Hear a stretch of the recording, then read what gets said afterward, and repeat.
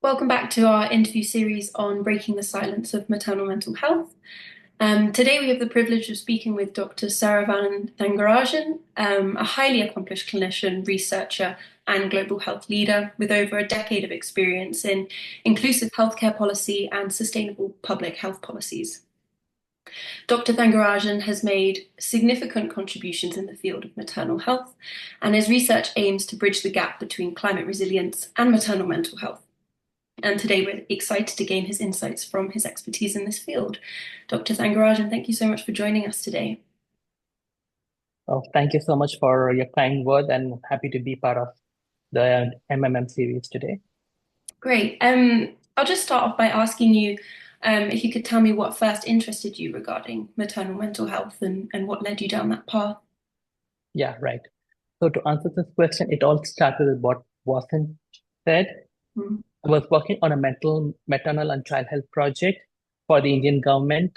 That's when I just kind of understood the impact of this. So it was a specific project which deals with tracking the mother right from day one of pregnancy till the child is 2 years of age. So we track things like antenatal care and the institutional deliveries and the postpartum outcomes. So on paper, everything looked perfect and efficient. But on the ground, I started kind of seeing some kind of that was not really going well, which I found like there was a lot of exhaustion, isolation, and the mothers who had like got healthy deliveries were still kind of emotionally depleted. So that's where which we found there was kind of a disconnect between a health being normal, being healthy, and being not normal. So that's when we kind of understood there's something which was lacking. So I still remember a conversation with one of the mothers where she kind of stated that we get treated for our anemia, but what about the tired heart, or what about the lack of agency, and what about the issues which we face in the day-to-day activities? All this related to health in terms of health. So that sentence kind of stuck with me because the emotional depletion was everywhere, and especially for the post-pandemic situation, I think it's a global crisis. So, and most completely, this is kind of very invisible to the system so far. So no one is kind of trying to really address or challenge the question here. So, and the due course of time, I kind of this project, I remember meeting a couple of other mothers too, and one specific mother was caring for her child with a congenital condition which is known as orofacial cleft. It's kind of a birth defect which connects your mouth to the nasal cavity. So they both are totally connected through and through. So that was something which is very challenging both for the mother and the child.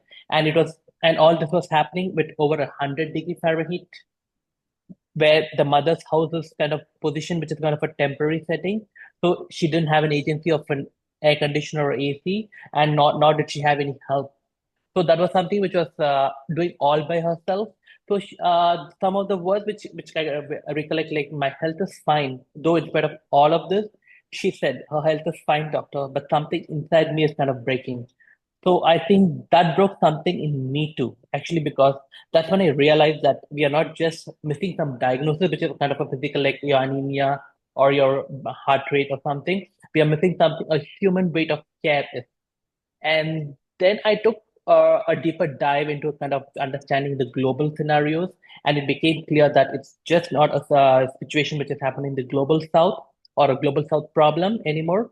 And according to the US, according to CDC reports, 1 in 5 women experience just perinatal mental health issue. And adding on to this, it has never treated or never been addressed at the right time. So this isn't just a local oversight, I would say. It's kind of a global issue, and which has been silenced for now. And I wanted to help break this silence. So yeah, thank you. Yeah, thank you for that answer. No, I mean I agree.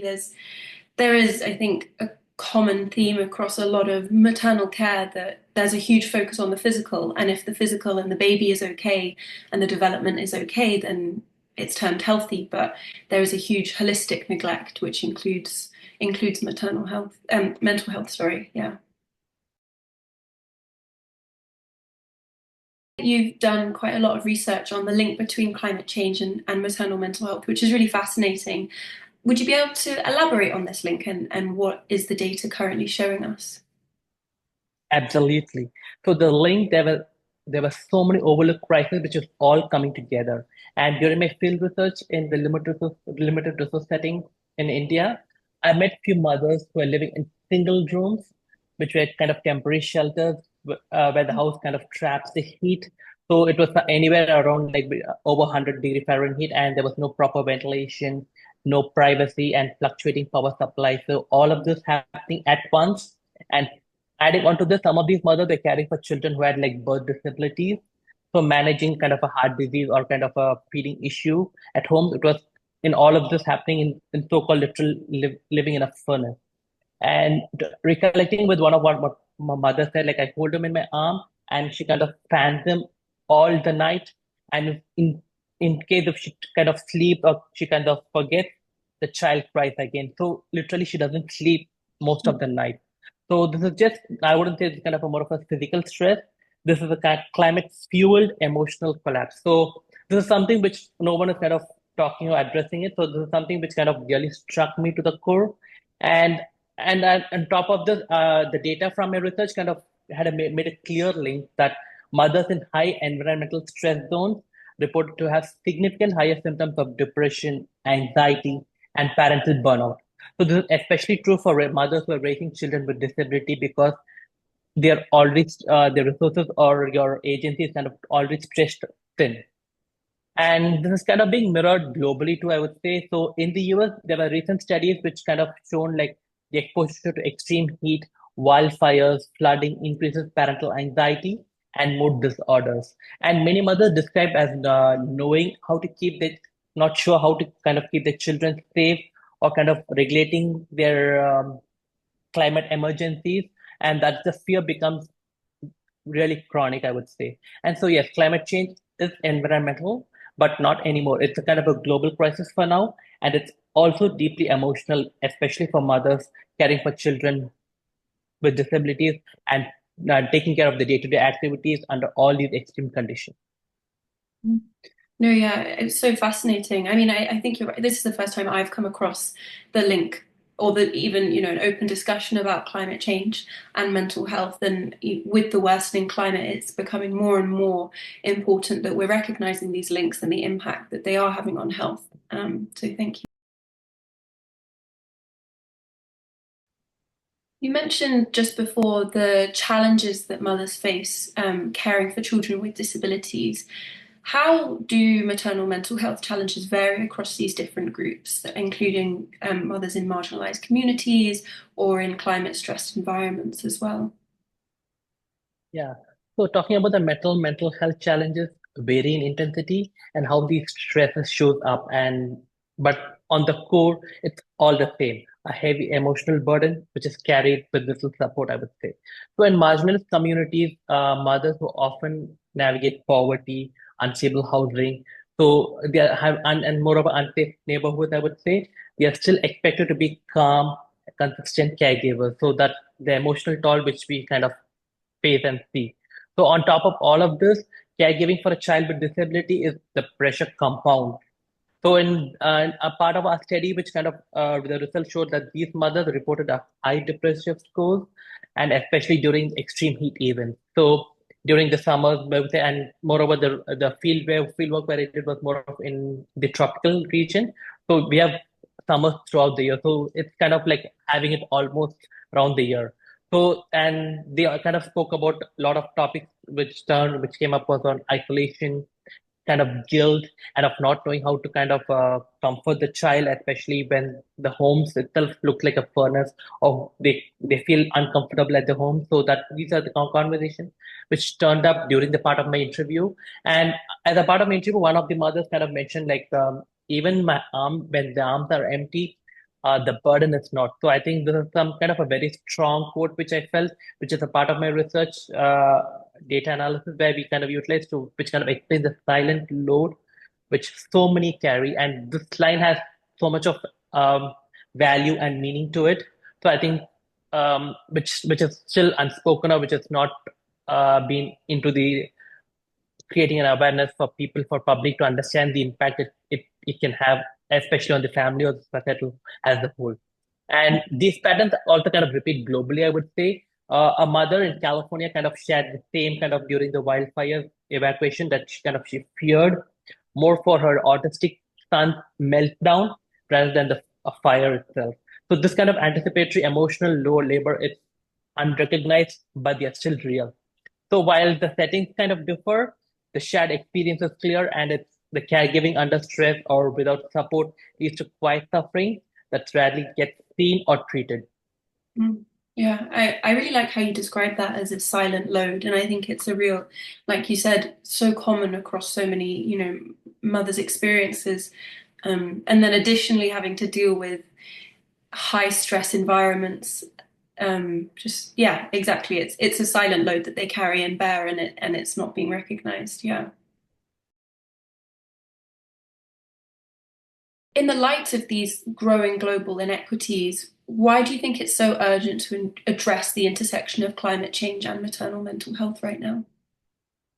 Well, it's urgent to act now because they're already living the consequences. And I've seen mothers collapse, not just because of illness, but from the emotional exhaustion during these heat waves. And I've seen mothers ration their food so that the children can eat. And then they question themselves like, are they still good mothers for being tired, for not giving the best from after doing all of this? So these are not just, I would say, kind of edge cases, not like happens like in across like some part of the world somewhere. This is becoming the new normal for now, and the places are also kind of increasing. So it's becoming a new normal in most places, I would say. And the truth is, those who contribute to the climate change the least are the one who are most affected. To make it a little more simpler, like people who are causing the so-called the climate change, who are responsible for it, are not the ones who have been affected. So those people who have been affected by the climate impact are the ones who have been least responsible to it. So, and this is talking about, like I've seen this right from Africa to US remote neighborhoods across refugee communities where mothers are doing the emotional and the physical labor and adapting to the crisis on a day-to-day basis. So they are the ones who are kind of staying awake, especially during a flood, or they are the ones who are kind of managing asthma attacks during any kind of wildfires, for example, in California, or keeping the children emotionally stable, safe, where the world is not.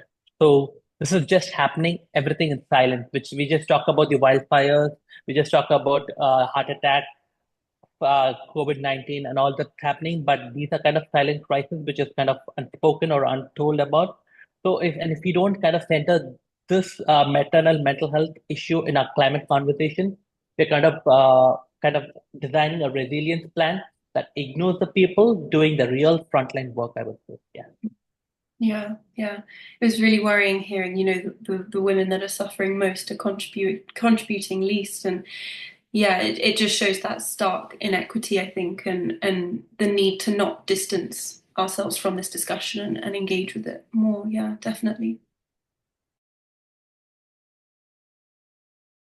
I thought it might be interesting to move on to how can healthcare providers and policymakers better integrate mental health support into climate change plans for maternal care. So the first step would be kind of recognition. So the mental health is not a luxury anymore or kind of perceived so far. It's a foundational health, I would say, especially in climate affected areas.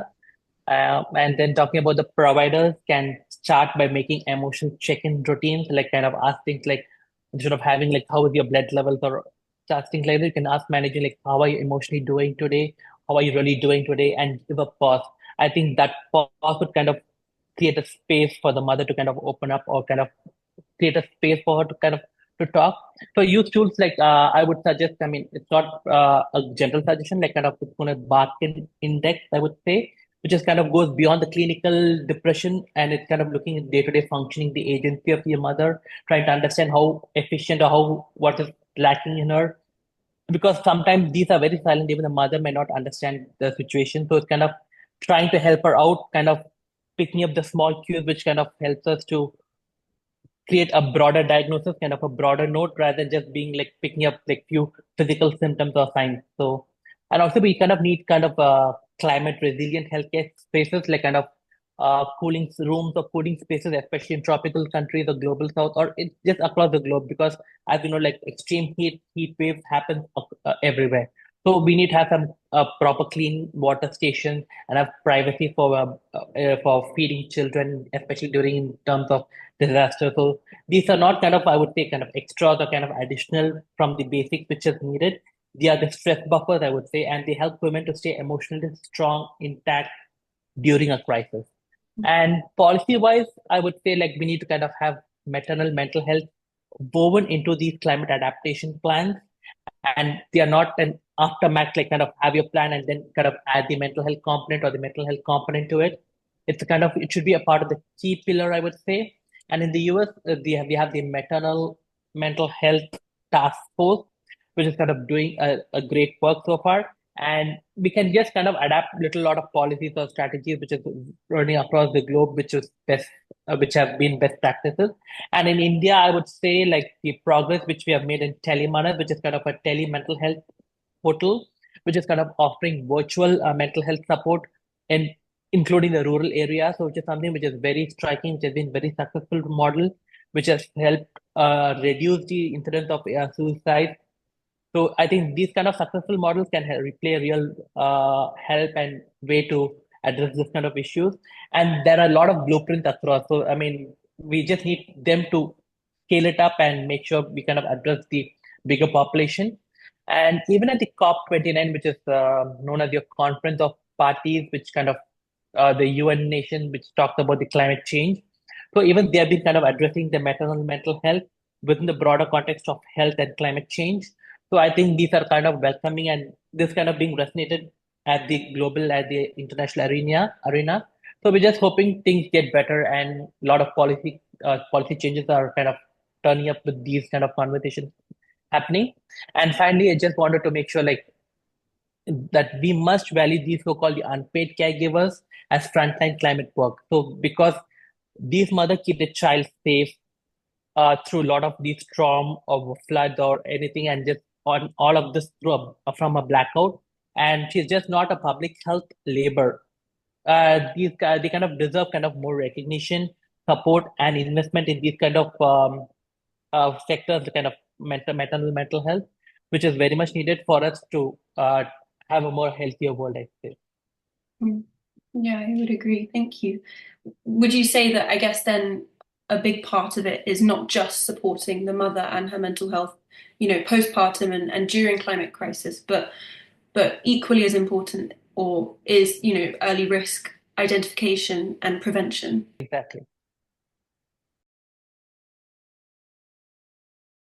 I think to kind of finalize on everything we've said, I guess it's nice to take it perhaps back to the individual, and I just wanted to ask what advice you might give for expectant parents who are perhaps anxious about climate change impacts on themselves and their children, or even current mothers struggling with their own mental health.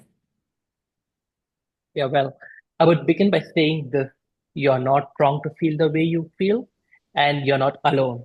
So this kind of, most of them feel like they feel alone in this kind of journey which they're going through. So if you're feeling anxious, scared, or even guilty about raising a child in an unprecedented, unpredictable world, that doesn't make you weak. It means you're awake. It means you care for your child. It means you're emotionally aware of what's happening, and it's something that kind of suppresses you from taking the lead or being strong. It's not a way you need to feel weak about yourself. It's something I would say it's a real honor to yourself and the honor to the society as a whole. And you shouldn't kind of carry it all alone. That's kind of a bottom line, I would say. Talk to someone, kind of reach out to help, maybe a friend, a support group, or a healthcare worker, or just a neighborhood kind of understandable who has space and time to listen to you. Because every 10 minutes of your connection a day can create space for your health, pause, and for a healing. It's kind of more of pause and healing, because in this current situation, we keep running. It's kind of a rat race, I would say. So you just need to take a pause, step back, take some time for yourself, and just it kind of heals itself, healing, I would say. So, and if you're and more about, if you're already raising a kind of a child with disability, know this: you're doing something extraordinary. It's not something which you're doing kind of duty. It's something which is doing beyond what has been expected as a mother. So every time when you stay present through the so-called the mess which is happening all around, every time you offer comfort in the so-called chaos, and every time you show love when you're running through an empty or kind of a hollow field in your life, that's when you're kind of teaching your child that how to be resilient, how to be strong in terms of the current situation or any kind of turmoil which happens any point of time. So you're helping them build an emotionally, I would say, an emotional muscle to face a complete world with strength, softness, and with complete heart. So that's the resilience which we are looking for, and that's kind of been silently building. But definitely, you've been passing on that strength to your children, but at the same time, don't lose yourself in that journey. So just showing up is all that matters rather than kind of being the fighter and kind of being at the forefront.